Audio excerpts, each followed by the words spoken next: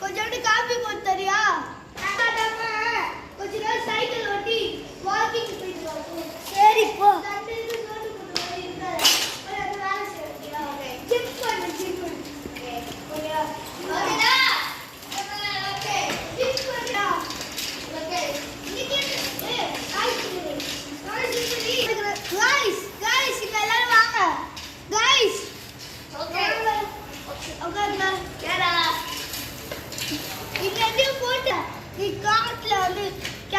போட்டு தூங்கலாமா?